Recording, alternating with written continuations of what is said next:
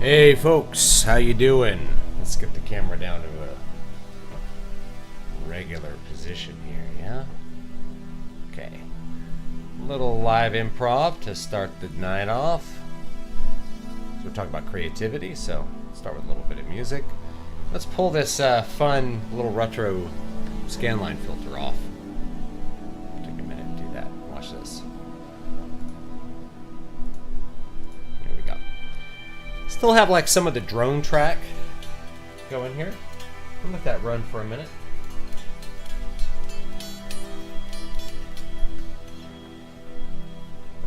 The old guitar up so we can talk a little bit.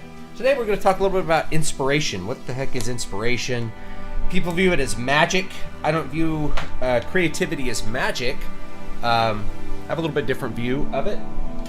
So that includes inspiration. I find that what inspires most people are two kind of things that point towards novelty. The first one's really synthesis, like combining two things, and the other one is inversion and recontextualization of, I guess that's three things. Recontextualization of previously existing ideas and concepts, and the third one would be inversion. So I'll talk about those three ideas and how they kind of end up becoming art. There was a Rick Beato interview of David Gilmour pretty recently that I would just recommend everybody check out. Even if you're not a big David Gilmour fan or you don't like Pink Floyd, Rick Beato, it's apparent to me how bad most artist interviews were like 30 years ago when I see Rick Beato do something, because he is so much better. He's so much better about talking to musicians than what we dealt with the press like 30 years ago. If this had been 30 years ago, it would have been some guy, maybe from MTV, maybe from like 60 Minutes or something, who knows nothing about music, asking him about like whatever things he could think of. Why aren't you still working with Roger Glover? We would probably get like 20 questions, and it would just annoy the crap out of Gilmour. Instead, Rick Beato talks about like how do you compose the music? What equipment do you use? Like, how do you set things up? How do you come up with ideas? How do you develop them? Why, let's listen to this song. What did you do in this song? And where does your inspiration for this kind of stuff come from? And so he talks about what I really think of as creative inspiration quite a bit in that interview. And the big takeaway about what creative inspiration is that it really starts with an idea. And so that's kind of how I defined it in the very first stream. The inspiration is the idea. That's the seed from which the tree grows. So David Gilmour will go through and he'll just be improvising all the time. He's improvising and just playing and trying out new ideas. And when he hits one that he thinks that there's something to it, he starts to develop it. And then the development is where you're exercising all the other things, the will, where you're practicing and you are coming up with variations. You're figuring out how that idea fits into a bigger context to make an entire piece. You start to do the real work, the creative work that goes into making a piece. Like I said, a lot of lay people, or maybe just people who are new, they view creativity in general, or like creation of art, as some sort of musical thing. And that is accidentally started a loop here. Hold on. That is not how I view it. I don't view creativity as a magical, mystical thing. It is in some sense, because we're spiritual beings, and so creativity is the exercise of our spirit. It's the exercise of being made in the image of God. God creates, and so we create. And most of our creation comes from the things which God has given us that we are combining in new and interesting and fun ways. But that impulse is, while I think it's divine, it's not magical, right? It's not like there's an angel beaming art into your brain and you just have to like take the right kind of drugs to be able to do it. And keep in mind, this is like David Gilmour, who's goes way back to the psychedelic era. And you're not going to hear him talk about, I had to make sure I did all my mushrooms and stuff in order to get inspired. It's like, no, we went in there, we improvised, we heard an idea we liked, we started working on it. We had lyrics. This guy contributed lyrics. He did lyrics, and he reformed some of my lyrics. And so you get to see how art's really created is not magically or mystically, but through work, effort, combining lots of ideas, trying new things out, doing real work in order to come up with a finished piece. So what is the inspiration? Inspiration's the idea. It can come from a couple places. I mentioned one. The first one is synthesis. So synthesis is where you are combining two things. So think about if you were going to synthesize flamenco and metal. There's a guy who did a metal band called Flametal, right? And so it's just a synthesis of those things. It's combining flamenco and metal, right? Right away, you can hear something that's novel. So that's a novel sound, right? We haven't heard those sounds in combination before, and so they'll strike the ear as something novel and therefore creative, new, original. But the two constituent parts that make them up are not original in themselves. They're derived from something else. And this is the way a lot of art gets made when you get down to it. It's really rare that anybody is able to do something completely original or outside the box. Rather, what they're doing is they're doing synthesis. Whoa, whoops. Stop that. All right, started playing again. No. I'm pressing a button here. That's why. All right, sorry. They're doing synthesis, they're doing inversion, or they're recontextualizing something. So, like you can look at, the famous, who did the soup cans? My gosh, why is his name falling out of my head? Super important postmodern artist. Who am I thinking of? The Campbell soup cans. Andy Warhol, right, Andy Warhol, of course. Okay. Andy Warhol, who's a Christian, by the way, he's Catholic, right? So people are like, Christians never make any art. It's like, actually, one of the biggest postmodern guys was Catholic. Why is the soup can art? Well, he's just recontextualizing the way we look at a soup can so that there is an art to the way that the soup can was made. Somebody designed the logo, somebody designed the form of the can, somebody decided how the picture of the can needs to look. So there's an art to the can, and so it's recontextualized. It's presenting something in a different context so that you are thinking about it differently. So that's the recontextualization that can be creative. And the third one is inversion. So inversion is one that a lot of people get upset about, but it's something that we do all the time, right? Like, what if the idea of an anti-hero is an inversion? Like, what if it was from the perspective of the vampire, right? Like Interview with the Vampire. Okay, so that right by itself can be very novel and very interesting. We are going to see something that maybe we've seen before, but we're seeing it from a totally new angle, and we are inverting the things that we are used to seeing to create a novel experience. And from that, we can do lots of creative work. We can do lots of new combinations of things. There's lots of new things that you can show by starting with that inspiration of, like, what if we did a book from the vampire's perspective? What if we did a book from the bad guy's perspective? What if we did a story about an evil character? Things like that. So inversion gets a lot of flack these days, but it is, I think, an important element towards creativity. And it's also, these things are also the things that drive stylistic change if you are a student of art history or music history or the history of literature. Stylistic changes from one ethos to another tend to happen through these different combinations of things. I mentioned like Flametal, but the most common synthesis that you're going to hear in metal is actually thrash, which is a synthesis of metal with punk, right? That's originally how it's described. When I listen to thrash metal, I don't really hear the punk part, but it's faster, it's more aggressive, it has a more street level delivery, the lyrical content is more like punk than something like Judas Priest or Black Sabbath or Rainbow, something that came before. So you get a different kind of mixture of things. You have synthesis with early alternative rock. What became known as alternative rock later is not really an alternative to anything, it's just mainstream rock. But REM would use different instrumentation. So like here's a rock song, but there's mandolin in it.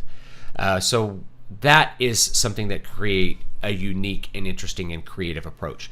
Because you're using a different instrument, it has a different range, it has a different tone, you're fitting it into something that's pre-existing in terms of its established way of doing things, and that can create a lot of novel experiences as well. So just really good examples of synthesis that you can see. Sci-fi horror is a synthesis of science fiction and horror. So if you're a fan of the movie Alien, you're looking at something that's a creative synthesis.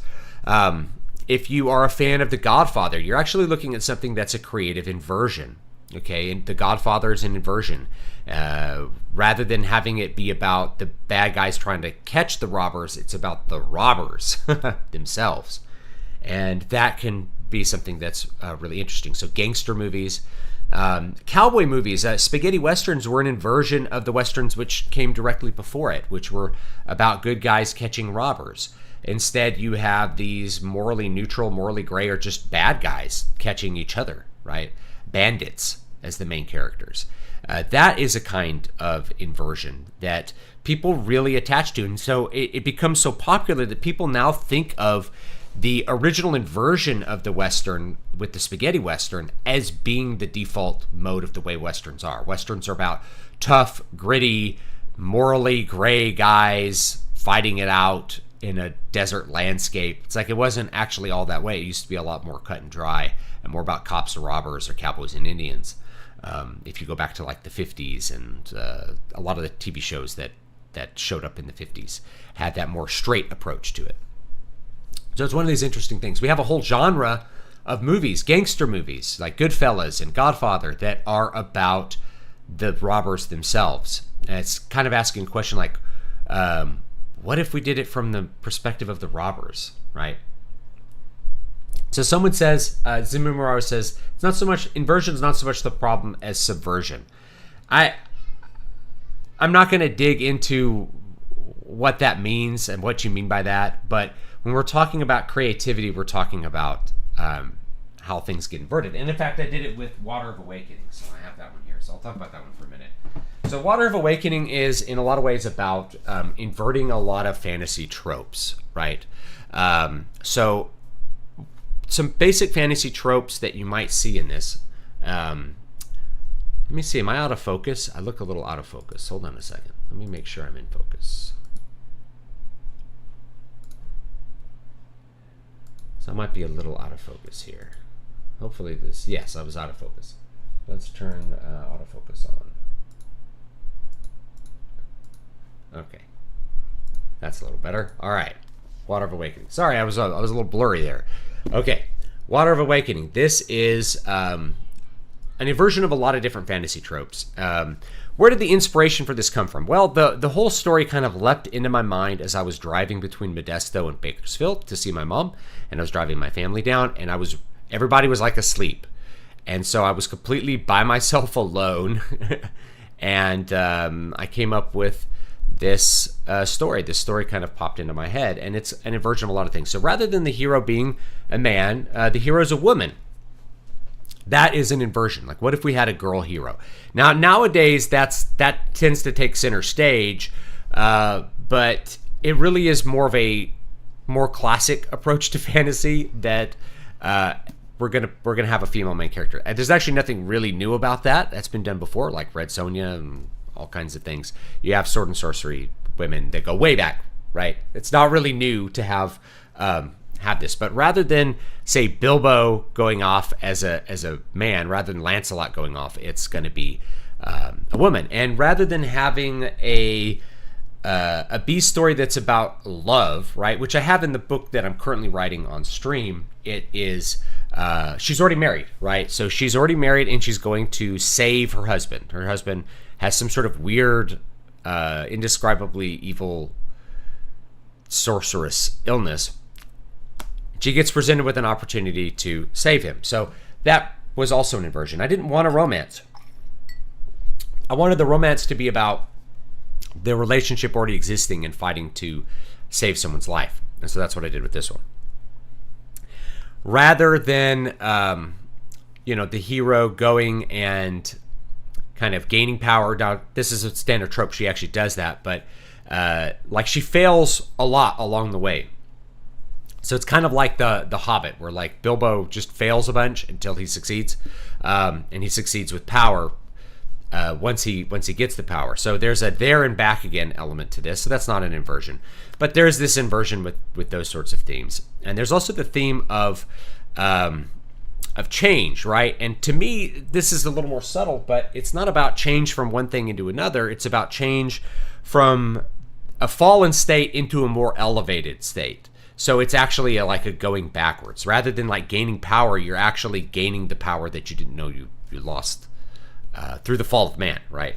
That stuff's kind of buried a little bit deep in here. But that's one of the those are some of the big themes that are in this, as well as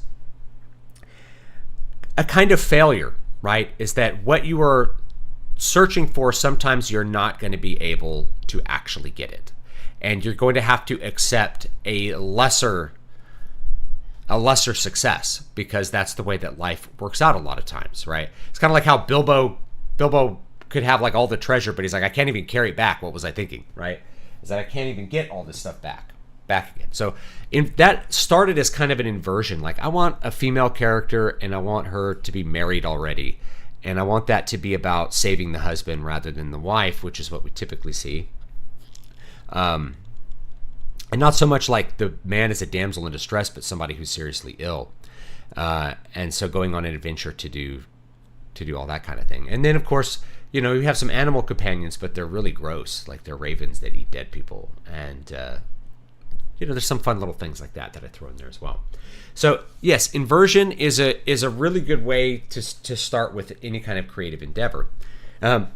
The truth is, we're not creating whole cloth. Rather, we're taking what is come before and we're adapting it. We're trying to recombine it. We're trying to do new things with it.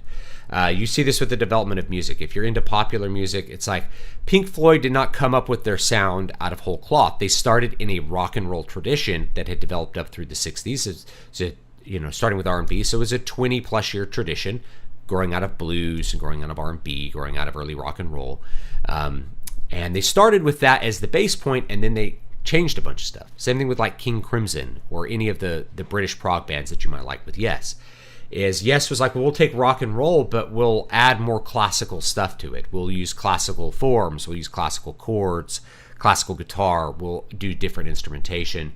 King Crimson, they'll have flute, mellotron. It's like, we're going to expand the instrumentation. We're going to expand the tonal boundaries of what we're doing.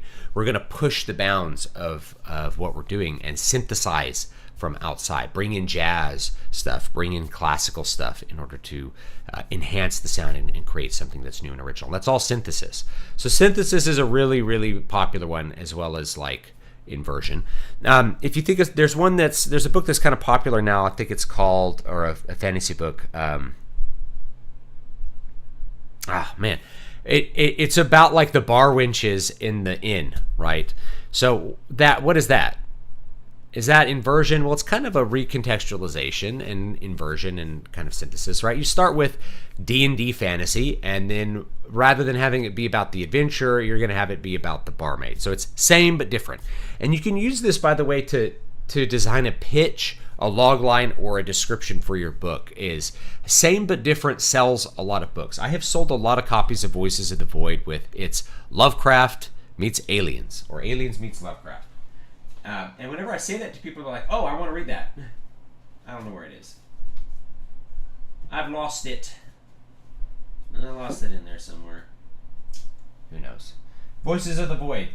Aliens meets Lovecraft. In fact, I'll link it. I probably just Googled it at this point. You can Google my books and find them. So check it out. Aliens meets Lovecraft, right? It's classic fantasy with a new twist. It's like, what if we had fantasy stories, but it was about the barmaids? What if it was about the innkeeper? That was a game, which was like, you have to stock an item shop. So how do you get your items? Well, you have to go kill monsters to get your items, right? So it's a little bit of an inversion of what you would expect. So you're taking something that's there, and then you are recombining it in order to be something new and original. So that's where a lot of inspiration comes from.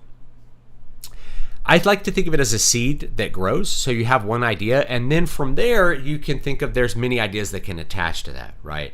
So let's say if we're going to make a fantasy story, we're like, okay, we're going to make it from the perspective of the orc, right? So we're going to do an inversion. We're going to do an orc, right? And maybe we want to combine all three. Maybe we want to do sort of all three of these things to come up with a cool starting idea. So we'll start with the inversion. It's from the perspective of an orc.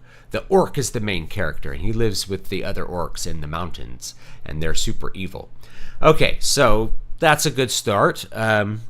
What if we do some synthesis in addition to that? Okay, well, it's a fantasy land, but also American Indians. Okay, well, it's orcs and Indians, all right?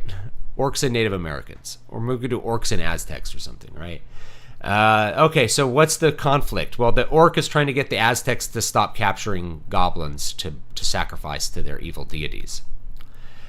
So there you go. There's a conflict. And now it's a weird conflict, and it's a weird setup, right? But someone that's watching that will be like, well, that's a really good idea. That would be a really cool novel, and it would. And as I say it, I'm like, yeah, that would be cool. Like, we'll start with goblins, and then we'll have Aztecs or like Aztec-derived fantasy humans or whatever that are capturing the goblins to sacrifice them to like Tenochtitlan or like Xipitotec or whoever, right? So they're sacrificing the goblins to Xipitotec, and so we're gonna solve that problem. So we have a synthesis and we have an inversion.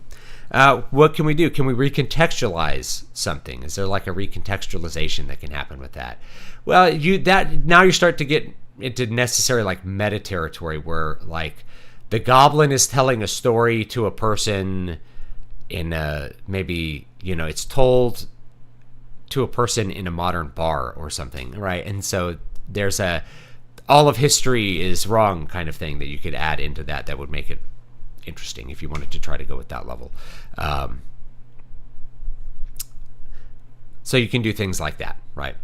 Boom, there's an idea. And from that seed, you have a lot of things. Okay, well, I'm going to imagine my first scene is going to be the goblin, and they're raiding people and they're going to go steal these people that are slaves. But it's a trap, and the Aztecs capture most of them and take them to go be sacrificed. And our main character, Gabo the orc, he sneaks in behind and watches them do the evil sacrifice to Xipitotec. And he brings this back, and that's why that's why the orcs have lost contact with this other orc tribe, is like they've all been sacrificed to Xipitotec and they're capturing orcs. So the tables have been turned. So how do we defeat the evil Aztecs? Well, first of all, we have to summon an orc god, right? You start coming up with solutions to the problem. We're going to summon an orc god, and we're going to make that orc god work for us. But they summon the orc god, and it turns out he's really evil and will just eat the orcs unless he gets human flesh to eat or something. So you start to think of all these little obstacles that can get in between them and stopping the Aztec gods.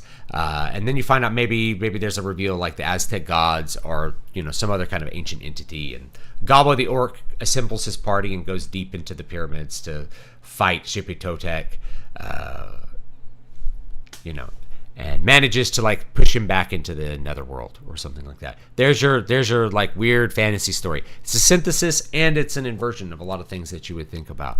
But from that seed you can think of a lot of really good ideas.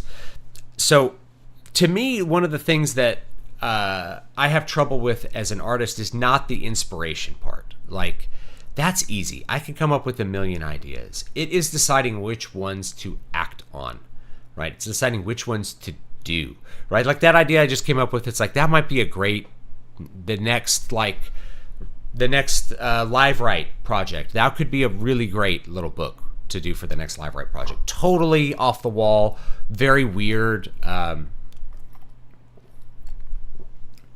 Would totally be one of those weird, unique books that people would like to read. So for me, it's really deciding like which ideas I really want to work on, because I have such limited time to do the actual work. This reminds me of something else with David Gilmour. So David Gilmour would talk about how he would record thousands of things on his phone, just as like voice memos on his phone. And I used to do this too. And he'd go back and listen to them. He goes, most of them, 90% of them are just rubbish. Like, I don't know what I was doing. I go back and listen to it out of the context of like, oh, this is a cool idea. And most of them are just garbage, right? But the 10% that are there, oh, there's something to work with. There's something I can do with that.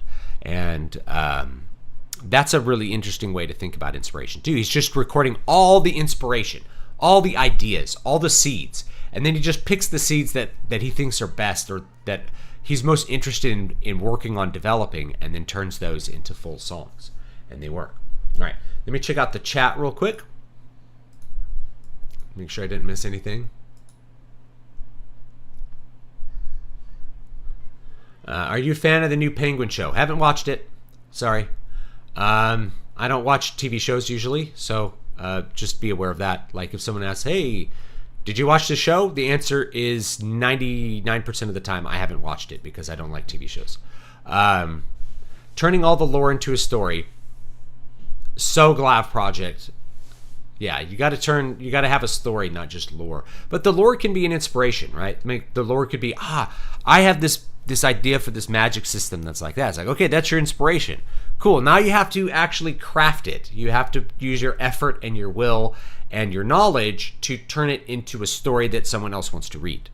So that means you're going to need setting, characters, and plot. You might have the setting part down, but you need characters and a plot. You have to have characters and something for them to do that's important. Then you're going to have an actual show. I haven't seen Rick Beato's interview of Bjorn Ulvaeus. I don't know who that is anyway, so I haven't seen it. Sorry. Bjorn's not on my radar. I don't know who that is. I haven't seen the new Penguin show. The only new show I've seen is Dan to Dan. That's the only new show I've seen, I think. I watched some of the Ron Mahaf remake, which is kind of a fun little silly show. And if in total 2024 fashion, Westerners on Twitter are trying to make it a show about being trans or something, because Ranma's cursed to turn into a girl whenever someone splashes cold water on him. And the whole point of that, and the author is a female, right? The original mangaku who made it is a female. She, I'm trying to remember, her name just fell out of my head, but she just thought it was really funny. It was like a good setup. That's the inspiration. It's a good setup for a bunch of hilarity. Like the setup is, what if you got transformed into a girl against your will, like whenever water splashed on you? What kind of zany stories would happen if you did that? And the answer is a lot. You can come up with a lot of funny stories. This guy's in love with your female form. This girl's in love with his sister's in love with your male form, right? You come up with lots of wacky little love triangles and stuff that happen with that. You don't want to be a female, but you end up gaining some of the female perspective against your will, which is something that happens with the characters. There's a lot of stuff that you can do with that. Dan to Dan is, what if a Gyaru and an Omega male had adventures together? Gyaru helps Omega male literally find his dick and balls. Literally. It's a great show, actually. Dan to Dan's a really good show. So it's like, what if we had, some teenagers doing ghost hunting, but one of them's a Gyaru and one of them's like an otaku Omega male. Boom, So a lot of these little things, they're just, what if we had this thing that we kind of already know and we're just adding new things to it until everything looks really unfamiliar in something like Dan to Dan, right? It's like there's ghosts, and the ghosts are not like the ghosts I've seen before because they're, synthesis of ghost ideas we've seen before. The characters are, character types we've maybe seen before, but in a context where we haven't seen them, and so they drive the story in different ways. And then it's like, what if we have a grandma medium, but we'll make her hot somehow, right? So that's like a little inversion there. It's like, oh, we'll have the wise old grandma Obi-Wan character be a hot grandma that like dresses kind of slutty. That's the idea. So you start with those ideas, and a lot of original stuff can come out of it, right? Yeah. Even if you look at something like Tolkien, who created his own languages. Those languages were derived out of things that existed in the real world that he was inspired by. And the lands and the people were derived out of things that he was inspired by, right? And this is why it's always hard to answer the question of like, what are your influences? It's like, I don't know what that means. I'm not trying to be anybody else. That's always like the thing that people tend to think with that. I've had this question asked a bunch of times with like little interviews, like, what are your influences? Whether it's my music or it's like the books or something, like, what are your influences? And I list things that I like. It's like with music, it's like, what are your influences? I'm like, yes, Bach, I don't know, Berlioz, Webern, right? Stravinsky, I don't know, what do you want me to say? It's like, my music doesn't sound anything like them. Why doesn't it? Well, it's because it's a synthesis of a lot of different things, right? So it sounds like Yes, or it sounds like David Gilmour in like one tiny area, because I'm not even actively pursuing like a David Gilmour sound or something with the guitar. I'm playing like me. But me, myself, I'm a synthesis of a bunch of different things that I've played, right? I'm a synthesis. My style is a synthesis of all the things that I put into my brain and put under my fingers over the course of 30 years as a musician. So that it's always so hard to answer that. I think that's because a lot of beginning like guitar players, for example, they play other people's music. That's always where you start, right? And so they're like, I want to play like Kirk Hammett. So they go and they play all of Kirk Hammett's music. I want to play like, Yngwie Malmsteen, and they go play all of Yngwie Malmsteen's music, right? So it's like, my influence is Kirk Hammett. It's like, you're trying to sound like Kirk Hammett, but at a certain point, you have to be you. You have to do something that's not Kirk Hammett, right? You can't just do variations of Kirk Hammett and expect anyone to listen to you. You have to synthesize something new. You have to find some other kind of inspiration.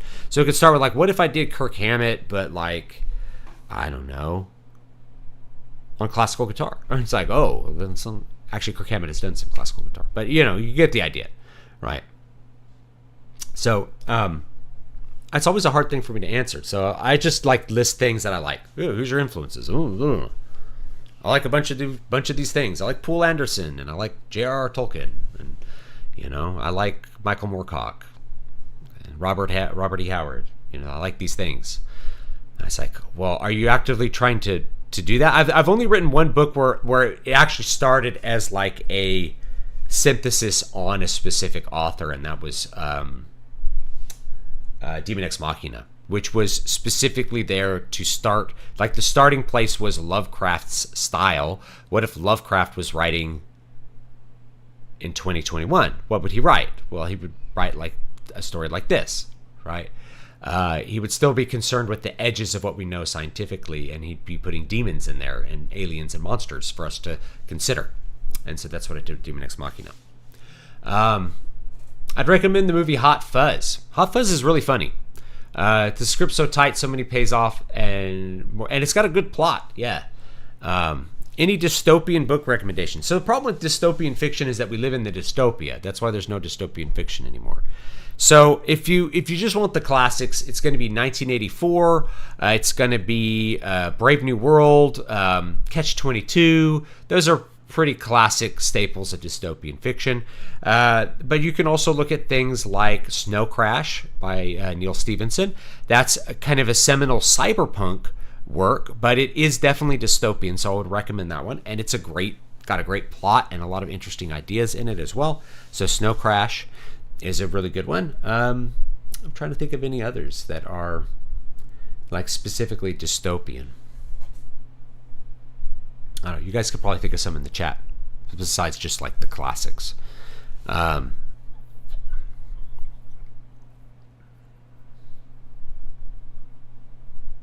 I can't think of too many others like off the top of my head that aren't, something like, Hunger Games or Running Man by Richard Bachman, Stephen King.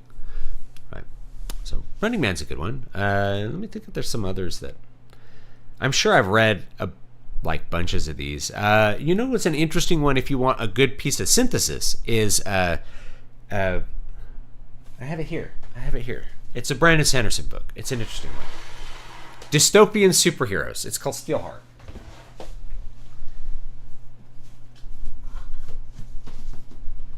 Here it is. Steelheart.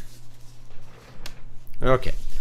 This is a fun one. This is a fun book. It's not my favorite book because I'm not super into what begins it, like dystopian fiction plus superheroes. But that's what it is. It's superheroes plus dystopia. So that's a great idea of synthesis, right? What are we combining? It's this but this. It's same but different. It's this plus this. It's this meets that. It's superheroes meets dystopian fiction. That's Steelheart.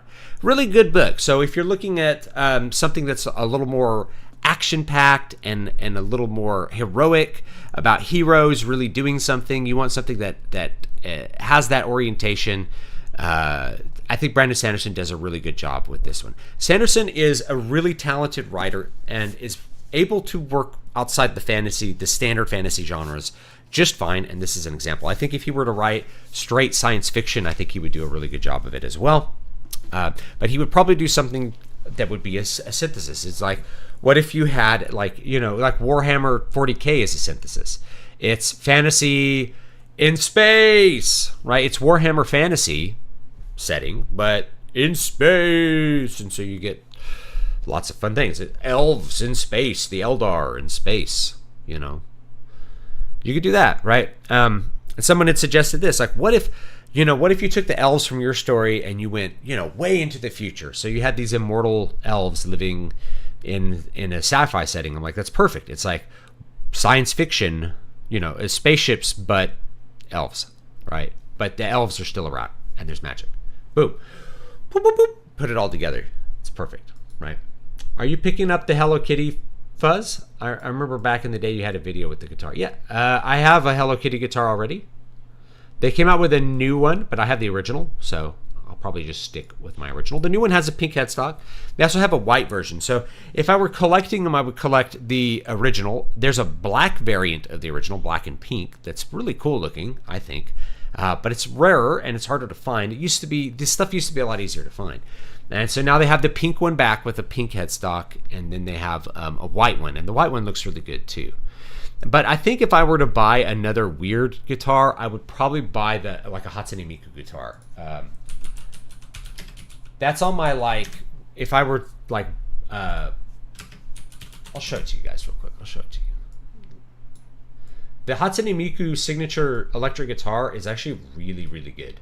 The problem is if you wanted to buy the ESP version, it is very expensive. All right, so here's what it looks like. There's a couple variants, but I love it. It's like blue and black. It's got a good trim on it. I guess there's a grassroots version. So grassroots is like another one of ESP's brands, kind of like LTD. Here's the ESP one. I guess you could get the Miku Stomp pedal to go with it. I don't think that's a real one. There's a white one. Yes. This white and blue one looks sick. I would totally get this. This is just like an HSS Strat. Modern Strat. I think this is an Edwards. So yeah, Edwards is another brand. Edwards makes really good Les Pauls. So if you're looking for a cheap Les Paul that is really good, Edwards makes them. And you don't want to spring for an ESP. Yeah, I think this white one looks sick. Looks really good. I don't know if it looks as good as the original. The original looks really cool. I'd love to get a deal on one. And the thing is, it's kind of my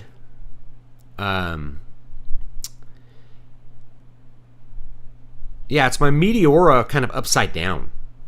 It's a Fender Meteora shape, but a little bit different and just upside down, so that it looks more like an Explorer. So I like offset. I like the offset shapes. I just think they look really cool. And I bet this one would sit really nice in the lap. I bet it would sit really good with your leg here and here. because I always play in the middle. I play classical style. I don't play on my right leg anymore because I'm too big. I can't reach the upper frets like across my body very easily if I play like on the right leg. I don't know if anybody else has that problem, but yeah, I would totally get like this Hatsune Miku guitar. It's very inspiring. That's another thing too. Is like I think it's great to have good equipment, like good guitars and stuff, because they will inspire you to play. Right? You will see a pretty guitar on the wall, and you're going to want to take it down off the wall. This is interesting. That little detail. I kind of like that. Look at the little stripes there. It's kind of cool. Yeah, I think these are really cool guitars. I would totally get one. I don't think this is a real one. We want the one because it's unique. It's not just like they took a Strat and like slapped Hatsune Miku on it. They made a unique guitar for Hatsune Miku, and then they have the winter variant. The winter variant. I like the white and blue. I think the white and blue looks cool. I have a white and blue guitar. It's usually right here. But I guess it's in the other room right now. My Meteora. So I would want this one. Yeah. That's the one to get. Totally. Yeah. So anyway, like that's the, if you have a great guitar and it's on the wall and you're going to see it and you're like, man, I want to have that guitar in my hands. It's going to encourage you to get it down and to play it. So if you're looking to get into guitar, man, put your guitar on the wall, put a hook up, hang it on the wall, and so that every time you walk past it, you're going to be inspired to play the guitar. You're going to think of an idea that you want to play on it. You're going to imagine yourself playing it, and that's going to make you want to get it down. The way I tend to play guitar now, just in case people are wondering, a lot of people, I don't know if you guys can see this, right? Point this down a bit. A lot of people play like this, like right leg. There's nothing wrong with this. Nothing wrong with, But for me to play up high, I have to reach all the way across my giant body to like get up there. Like this is pretty comfortable. But classical style, Dave Mustaine plays classical style, by the way. He just plays with the V. He puts the V on his leg, and it's like,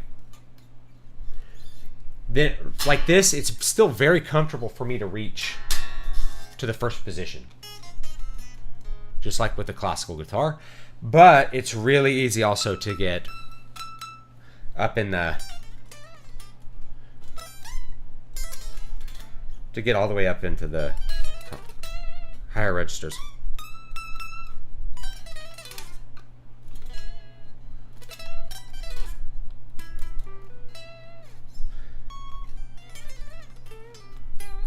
Yeah.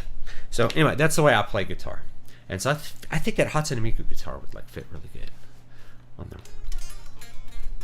between my legs. I don't know. What do you think of drug-inspired music, like how Grayson Slick wrote White Rabbit after a 3-day LSD trip, during which he listened to Ravel's Bolero and Miles Davis's sketches of Spain on the loop? I haven't heard this one, but the thing is like a lot of people make the mistake when they are thinking about drugs as like, I have to be on drugs to make music. And what you start to gather when you talk to guys who've done that, like whether it's them or it's like, guys from Pink Floyd or something like that, or the Beatles, right? It's like they're not rehearsing and working on the music while they're on psychedelics usually, right? They are the work and the effort part and the will part. The drugs tend to inhibit that, so you have to do a lot of work without you can't be high on acid and be playing guitar usually and have it come out as coherent. Syd Barrett, of course, was incredibly inspired by LSD, but he also became a schizophrenic as a result of the LSD use. So I usually caution people with that. Most people don't realize why musicians really do drugs, and it's not for inspiration. It's not to get the inspiration part. It's because you can't handle the lifestyle. You're asked to do very specific things as a musician that really don't go well together. So on the one hand, you have to be able to work and focus for long periods of time by yourself and be highly introverted, like practice.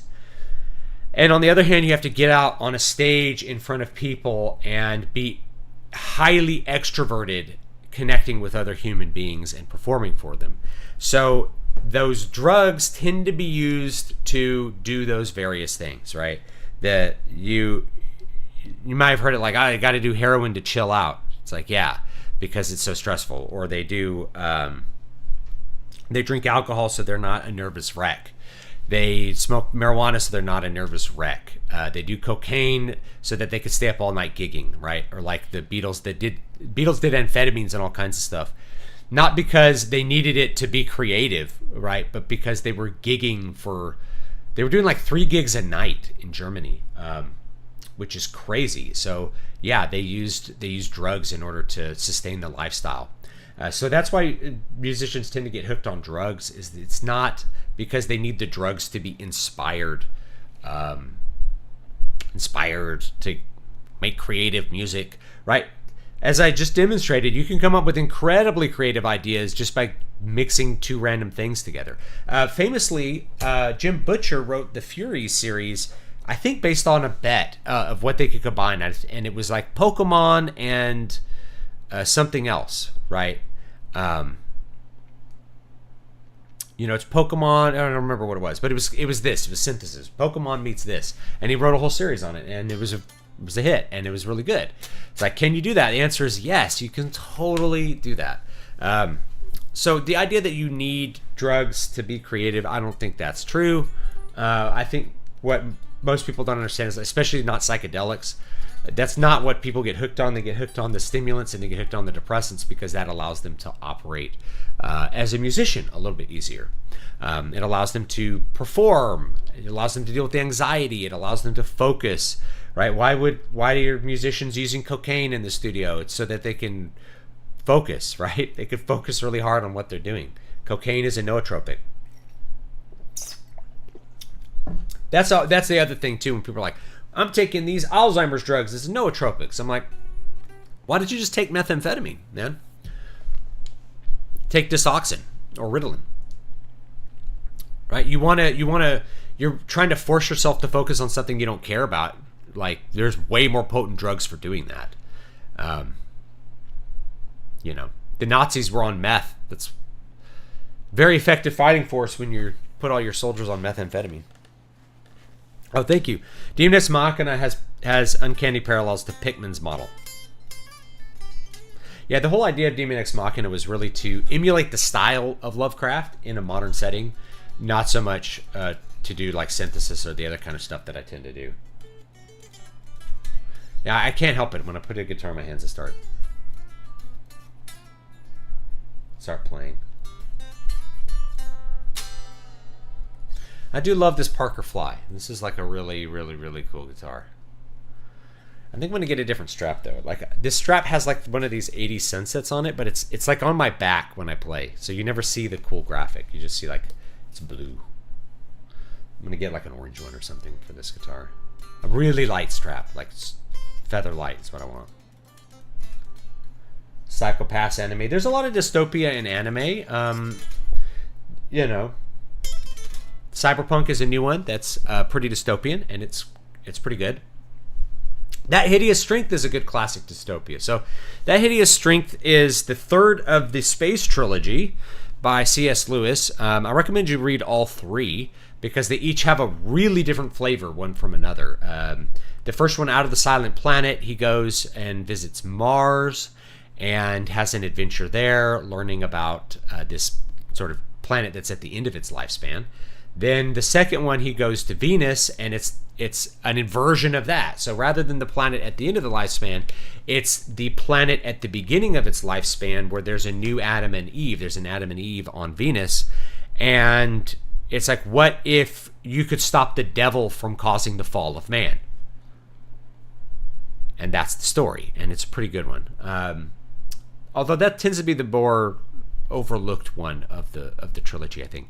And That Hideous Strength is a dystopian novel about basically what I would say is the tyranny of British bureaucracy. And we're seeing that today, right? The bureaucracy, there's a tyranny to bureaucracy where it just steamrolls everything. There's nothing you can do.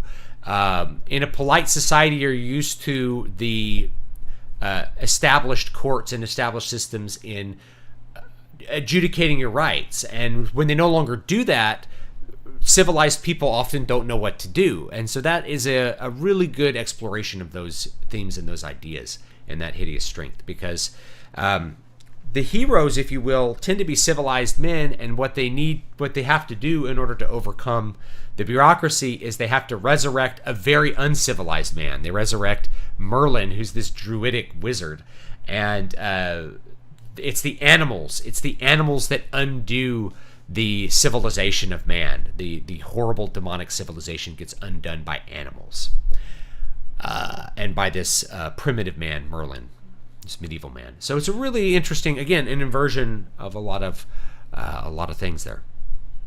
Psycho-Pass is like Minority Report, the anime. I liked John better than Akane, but both are decent. Yeah. Eight Man After is another dystopia. Akira is Akira. That's a dystopian for sure. Dystopian sci-fi. 8 Man After. So here's the thing. If you haven't watched 8 Man After, it's actually like a really classic cyberpunk story. It's from the 90s. It takes, and again, the inspiration is kind of an inversion, not an inversion, but kind of a recontextualization. The 8 Man was a animated superhero, Japanese animated superhero from like the 50s or 60s. We can even look him up. You can look him up on YouTube and see the original cartoons. They had some American versions called the 8th Man, I think.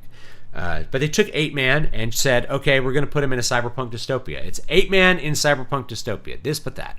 And they stuck him in there. And so that's, you end up with the almost the same story that you would expect from Cyberpunk 2077. That is the nature of these like cyborg parts causes people to go crazy. They go insane they have to take drugs in order to use the parts. They have to take stimulants. And so it causes them to go crazy. And so that's the setup for 8 Man After. But 8 Man is special because he has like a cybernetic brain. So because he has a cybernetic brain, he's not subject to like the cyber psychosis. Again, this was 1990s. It's a very old story. But if you haven't watched 8 Man After and you liked the new cyberpunk series, you should definitely watch 8 Man After.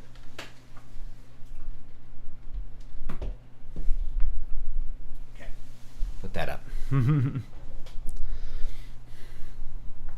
What do you think of Berserk? I've avoided it because it was going on and had slow releases, and now the author's dead. But I keep hearing how amazing everything out so far it is. Well, it doesn't have a complete story, so you're not going to get to the end. I don't think you're going to get to Guts killing Griffith. So I don't know. You have to weigh whether I'm a fan of Berserk, but you have to kind of weigh whether or not you are willing to like have the incomplete fugue and enjoy it for what it is, and kind of think about where it was pointing to. They are making some after Kentaro Miura's death, but I am not inclined to read them. I'm not into separating the art and the artist like that, and I don't know. You can have a different opinion about it, but I'm okay just letting them be sort of what they are. If you are going to read them, I do recommend them in the deluxe editions because they're bigger, they look better. It's all the original, same translation, which is okay, and it's actually cheaper. You can get because one deluxe edition will have 3 or 4 tankobons in it, and so it's actually cheaper to buy the deluxe versions if you're going to collect those. And they look better and all that other stuff. So thank you for the super chat. Keep inspiring by example. I appreciate the super chat. To your point earlier on Good Gear, just got the Boss Slicer pedal yesterday, and really fun glitchy tremolo effects. Super easy to get inspired and creative with it. Yeah, I don't usually use pedals anymore. I run everything as software side. My pedal board, you can't see it. I think I've shown it before. My pedal board is like You look at it, you're like, what are those? Right? It's like a bunch of foot switches and a volume pedal and a wah pedal. It's like, I don't use like, I don't have all these pedals, right? I don't use that stuff. I run it all in software now. You know? So I just do things differently now. But yeah, it's inspiring. Same thing with like, you know, the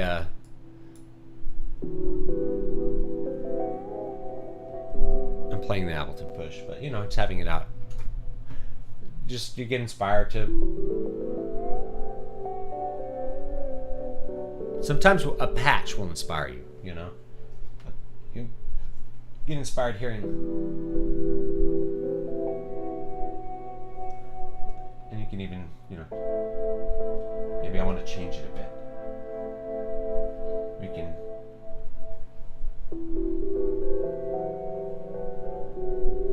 Change things up a bit. Let's do a slow attack. And do a fast attack. With a little click there. I'm gonna do a slow.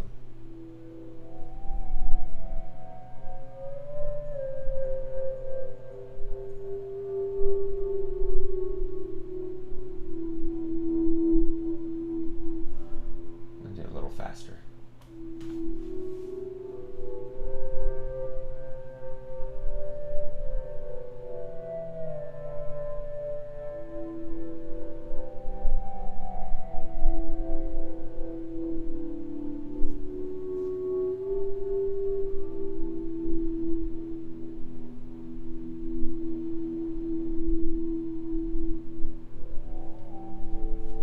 Change the sound a little bit.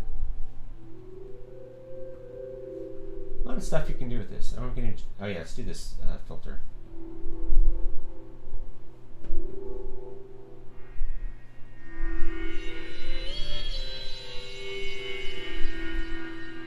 Yeah.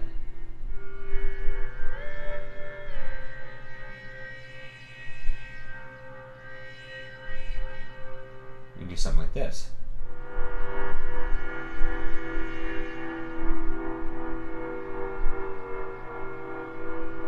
Just that sound by itself, you can think of like, oh, this makes me think of like ghosts or something. Or I can do.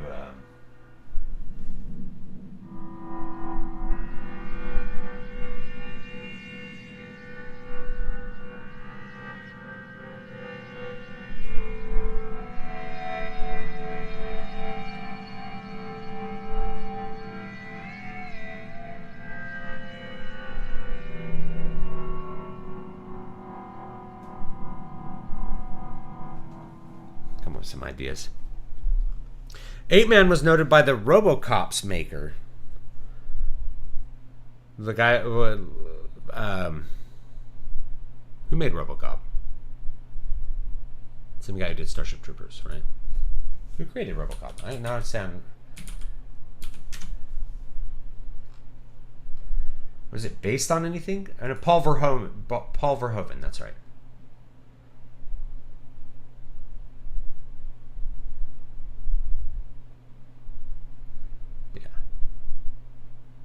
So 8-Man After is more like RoboCop but cyberpunk, you know.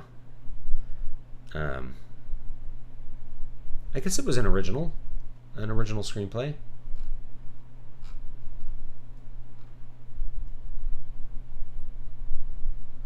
Edward Newmere.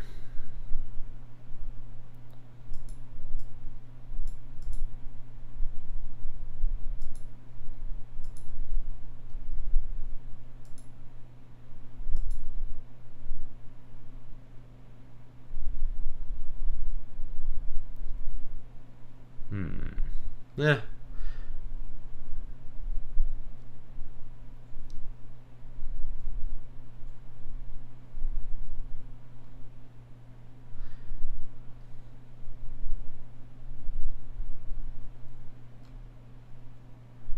Okay, interesting.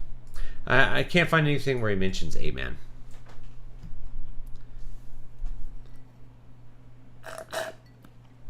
RoboCop was originally came up with by the writer in like 1980, though, according to Wikipedia. So that would probably be what it was. But yeah, it does have like Judge Dredd, obviously Judge Dredd overtures. Starship Troopers was originally supposed to be just a bug hunt B movie, and they thought that it would do better if they got the rights to Starship Troopers, so Verhoeven just did it as Starship Troopers.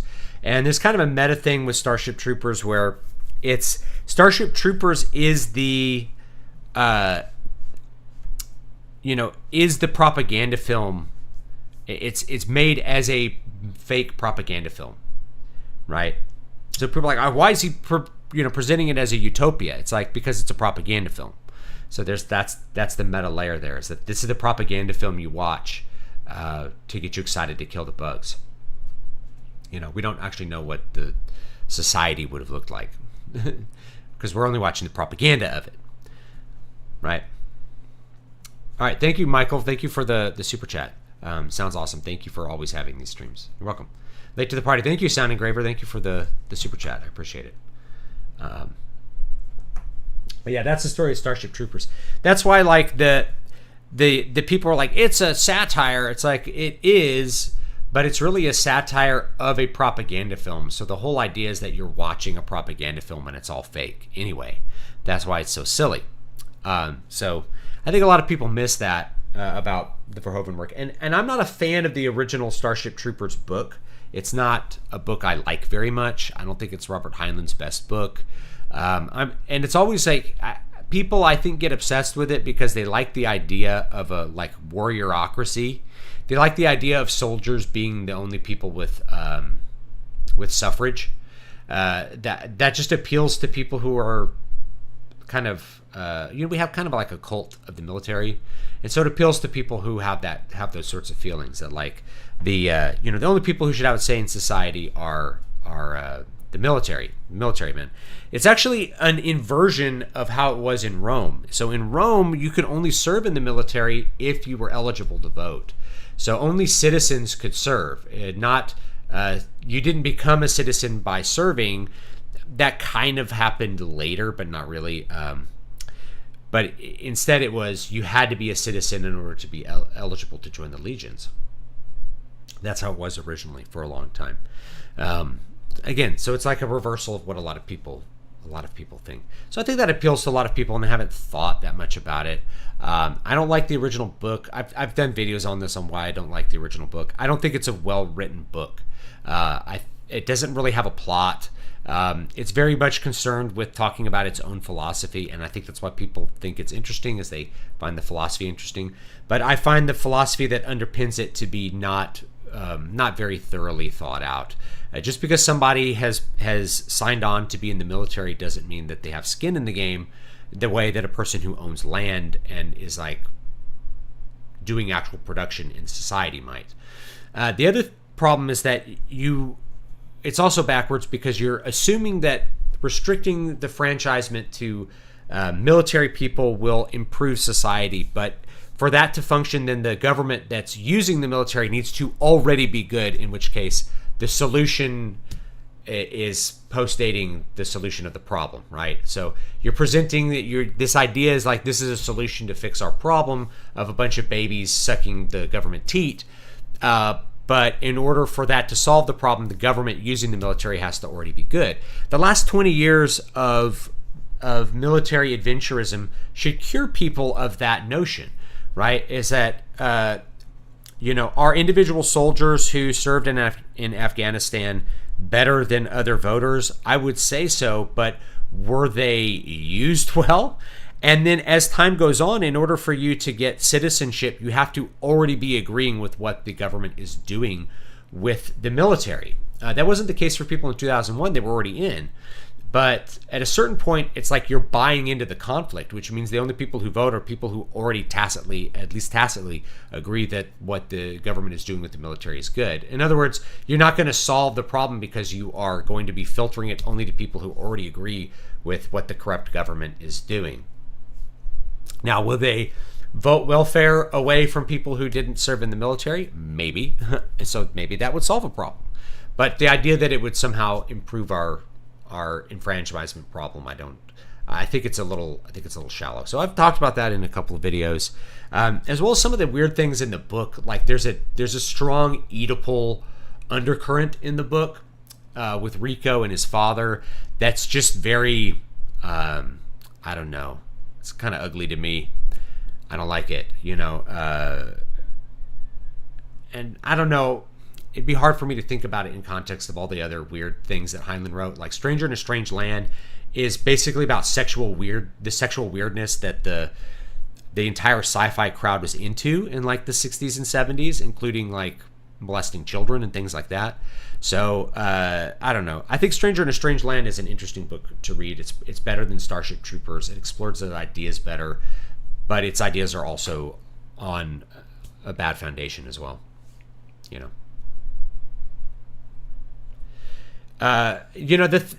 People say that there's other services to be mentioned, but that's the only one that people focus on is the military. So that's the main one that I talk about, right? You'd be surprised. There's old people who have seen everything from Vietnam to Afghanistan who still think government good and wise. Yeah, that's true.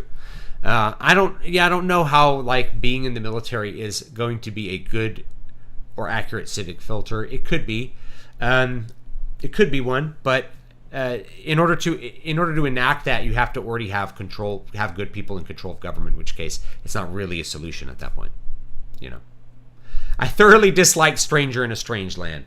I think it's well written, but I don't like the ideas that underpin it. I think it's kind of sexually perverted, but that's a huge obsession with a lot of the science fiction in the 60s and 70s was undoing social mores. It came from a place of like tabula rasa, like all of our inhibitions are imposed upon us, and what if they weren't there? Then we'd be freer and happier, right? No, I don't really agree with that.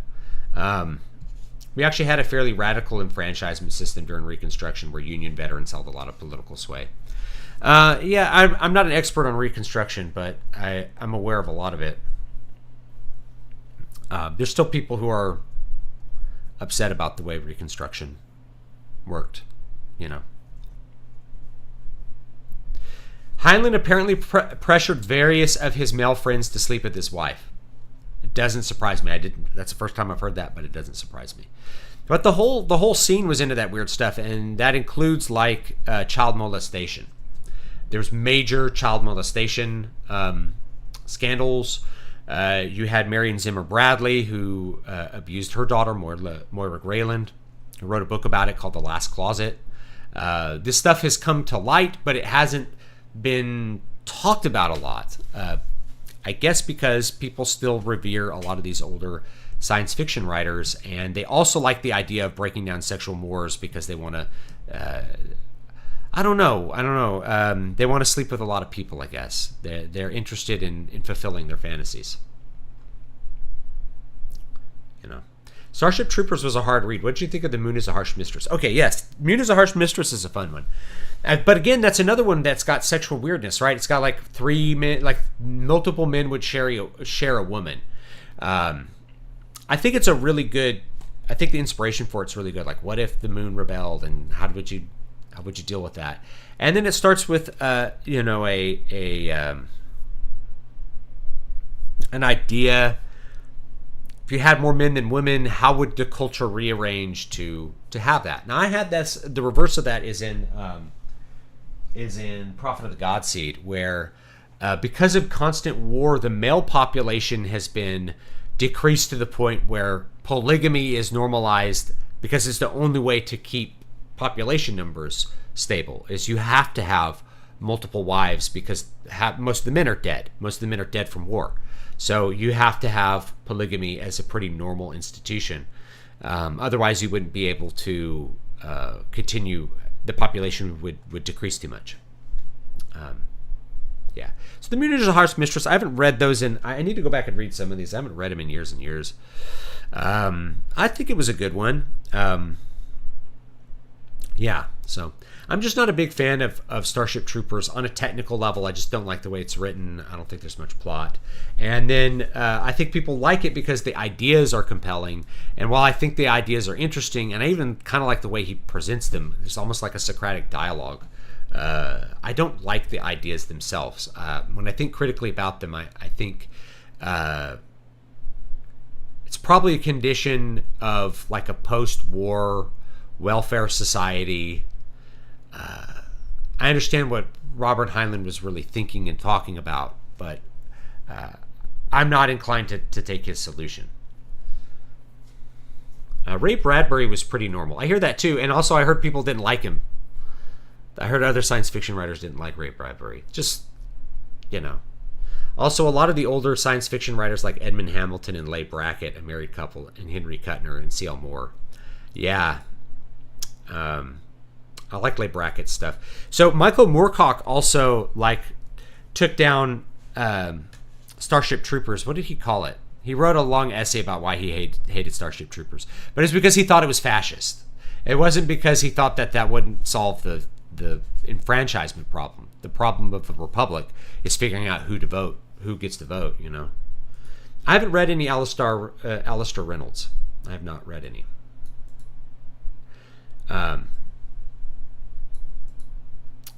It was wild reading the part in the Forever War where the guy comes back and they put in state-enforced homosexuality while he was gone. Yes. So this was a fun idea in the Forever War.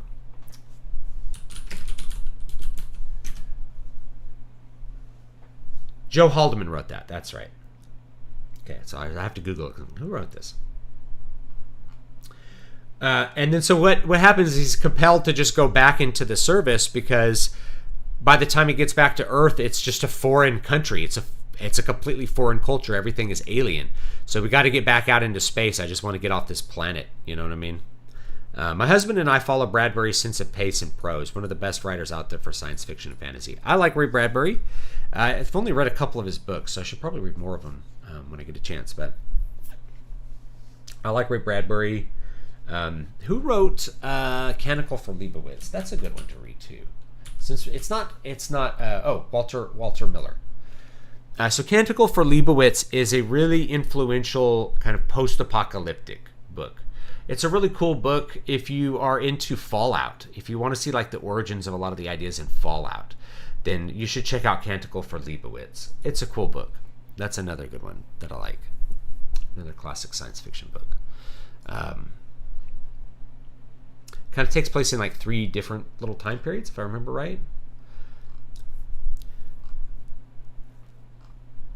Kind of cool stuff.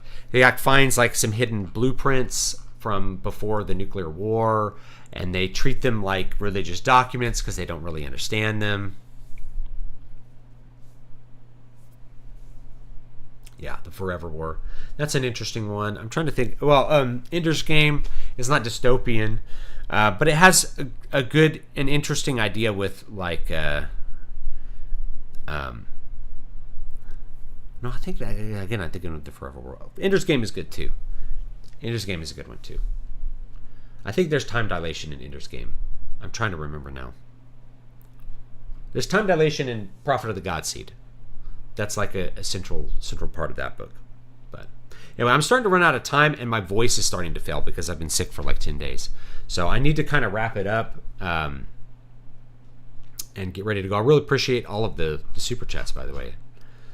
I finished the first part of Needle Ash. It seems that the elves being away from their homes and working for foreigners as a distrusted wizard seems to be common. First with the Dark Elf Wizard in Crown of Sight, and then with the Merc Brother and Sister in Water of Awakening. Now Towler and Needle Ash. Do elves in Eternal Dream have Wanderlust? Yes. So this is a great question. I love talking about it. The elves, they go in 2 directions, right? And so this actually, in King Leopard, we get a little bit more exploration of what this means. And we get it from like Faralinda's perspective. One of our main protagonists, a couple of the main protagonists are actually elves in that one. So the question is, as time extends, you're kind of in between 2 bad places. One is the world is always changing and being reformed by the people that are in it, meaning everything that you loved about the world eventually gets swept away and destroyed while you remain, right? That's kind of a Tolkien-ish approach. That's why the elves are so sad, is like all their stuff is getting destroyed, right? But I have kind of the flip side, which is the elves, when they sequester themselves in hidden realms, they literally die of boredom, right? So they go into what they call the long sleep. They literally lay down and disappear, and they can return, right? They can be reincarnated in a sense, but because their incarnation is not like a separate thing, like they come back in body form too. So they enter what they call the long sleep, right? Which is like their mind and their spirit falls into despair. They lose energy for living. So the characters are going out to have adventures and to see the world, because the alternative is really to just decay. You just have to embrace that, and you have to have the energy to go out and form the world and be part of the world, or you will basically disappear from the world. And so different elves kind of take different approaches. So you see, like the dark elves are the same. They're basically the same kind of elves, but they long for the world in a really ancient period, and so they sequester themselves in realms that they've created, basically created out of other realms like Niflheim, like the Mist Realm, to just allow them to persist with the aesthetics and the lifestyle and the feelings that they had before. Whereas the High Elves try to make new things, but they kind of fall into despair as they get older and older and things don't change.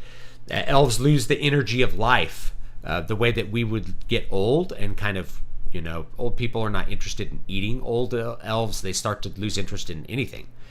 Reproduction, things like that. All that stuff's explored a little bit in Ulshafalda as well. And so you find elements of that, right? So they have to go out into the world and experience new and interesting things so that they can have the energy of life continue.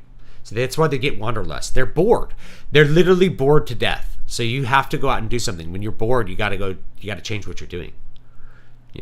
Oh God, I just got inspired to write a story about state-enforced sex changes due to women dying out. So only rich men get real women, and the poor men get the change to keep them calm. Oh boy, that would be dystopian. I had elements of that in I need to write. I'm going to write some more like little mini stories of live in the pod and eat bugs. As a thing that's like only you only get to date trans women, and all the real women have to shave their head unless they're a porn star. That was in it. Dies the Fire by S.M. Sterling is good if you want post-apocalyptic fiction in the Pacific Northwest. It sounds interesting to you. Yeah. Alistair Reynolds' Chasm City had a Pandora-esque setup where an amnesiac protagonist turns out to be psychotic villain of the past that murdered millions so he could succeed. That's a good setup. I think that's a good setup. I think that's a good setup. Yeah. Yeah, I like that setup. I think that would be a pretty fun one. Anyway, I got about 3 minutes left. So anyway, that's me kind of waxing about the different races. The different races, so if you want like the deep lore, you can find it in the Bright Children. I haven't linked my Patreon, but you can get the Bright Children on Patreon. You can just buy it if you want to. If you don't want to be a patron, you can actually just buy the book. Otherwise, it's not available. In fact, I can just link the book. Where's my products? Man, I gotta work better at finding this stuff. Shop. There we go. Bright Children. Okay. I will link this. So. There it is. So, yes, if you want like the origins of the races, it's just kind of different descents of man. Golden Man to Silver Man to Iron Man. Golden Man is like the race is originally conceived fully with its full power of creation. The race begins to decay, and so you get Silver Men, or like elves. They still have magic. They can still reform the world. They're immortal, right? Potentially immortal, at least. And then as people decay, they get more base, right? They lose the power of creation. They're no longer able to use magic. They're no longer able to reform the world. And when they do it, it's very slow. They have to do it with physical means. They have to shape rocks into shapes. They can't just conjure rocks up, which is what the original people could do. They could just think of a castle and make it, right?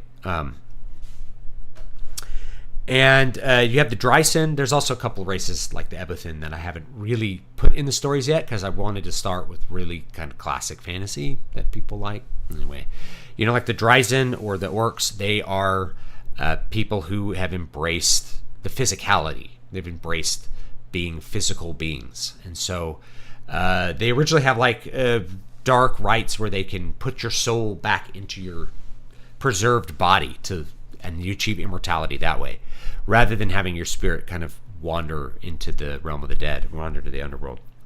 So there's all that stuff is variants of how people fall and how they deal with mortality, good or bad, and how we lose, I guess, the likeness of God. Those are all plays on those ideas. So anyway, I'm about out of time for today. Let me, I'll put on some music before we go, and that'll be that. Turn on the desktop audio.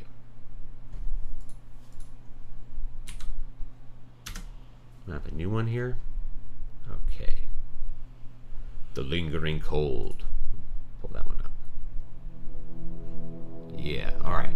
So that's it for this week. My voice is starting to give out. I'm still a little bit sick, but I appreciate everybody stopping by. I do appreciate the super chats. And I'll be back next week. Next week, we're going to talk about one of the other elements. We'll talk about like will, or we'll talk about effort, talk about skill, one of those elements. I'll decide which one this kind of flows into. But anyway, we talked a lot about inspiration. If you're into science fiction and fantasy, that's where a lot of those things start with. But even with something like literary fiction, you may start with an inspiring ideas like, what if I wrote a story from the perspective of the servant or something, right? You usually start with what came before and you do things. Even with its style, something like James Joyce, Ulysses would be like, I'm going to write Odyssey, but with these different styles and settings. And that's the inspiration. That's the idea that starts it. And then you have to make that idea real, using your effort and your will and your skill.